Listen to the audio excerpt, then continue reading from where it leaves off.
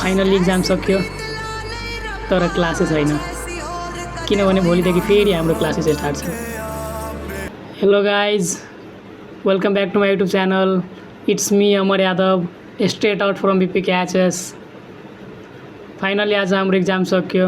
अरे भैया छुट्टी हो गई, छुट्टी छुट्टी हो गई, छुट्टी।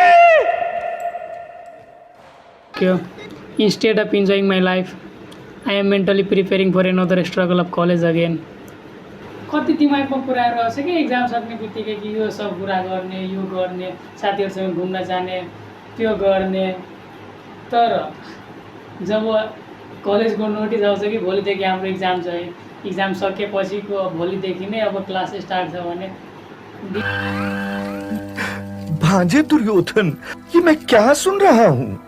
दिमागमा उब्लिएको थट्सहरू सब डिस्ट्रोय भइहाल्छ।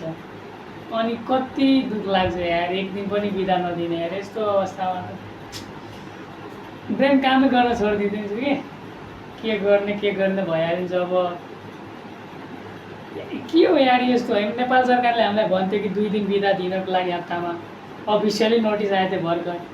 त्यही पनि मान्नु 2 दिन बिदा दिएन, मलाई छैन भाल्छन् त्यसको होइन। तर पनि यार एक्जाम सकेर 1 दिन त दिनुपर्छ नि रिल्याक्स गर्नको लागि। तर दिँदैन कलेजहरूमा। कारण नरेंद्र मोदी। के दिमागमा थियो होइन, आइपिएल हेरेर मजाले होलिडे कटाउने। तर होलिडे नै छैन। अब पढाइमै आइपिएल हेर्ने अनि सक्दोसम्म इन्जोय गर्ने। अब जे भए पनि आइपिएल त हेर्नै पर्छ मित्र।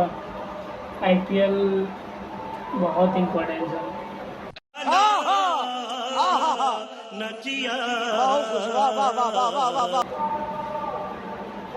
मजा आउँछ हेर्नमा।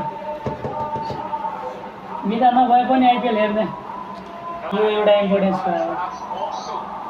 आइपिएल बाहिर जान सक्दैन भने अब यहीँ हेरेर कटाउने, रिल हेर्ने, रिल्याक्स गर्ने, फेरि क्लास जाने।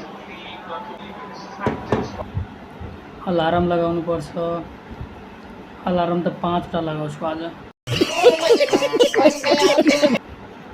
नत्र भोलिको अवस्था गम्भीर छ, उठ्न सक्दैन।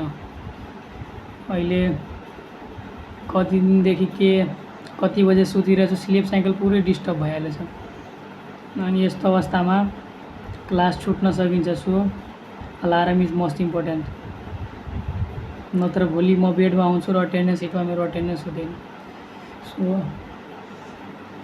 लगाउनु त पर्छ अलार्म। कति कुरा सोचेको थिएँ यहाँ, एक्जाम सकेर धेरै टाढा घुम्न जान्छु, 12 घन्टा सुत्छु, वेब सिरिज हेर्छु, टक्सिक मुभी हेर्न जान्छु। तर केही भएन।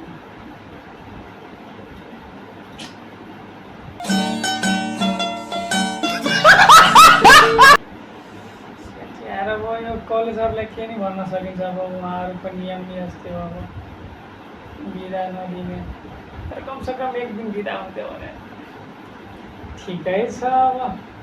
अब के नै गर्न सकिन्छ। अब यिनीहरू सरहरू छ, अब रेस्पेक्टेड सरहरूको पनि ठिकै छ। अब यस्तो भयो नि जे भयो नि, अब ब्रेन त अब यस्तै हो। ब्रेनमा त्यस्तै थटहरू प्रोड्युस गर्छ। त्यही पनि अब फेरि अब आफ्नो कर्तव्यमा लाग्नुपर्छ। We wait for the exam to end and then regret that holiday didn't come. But yeah, this is our condition right now. Messy, stressful, but memorable. If you are also suffering from this, then like, share, subscribe and comment no holiday gang. Thank you yaar.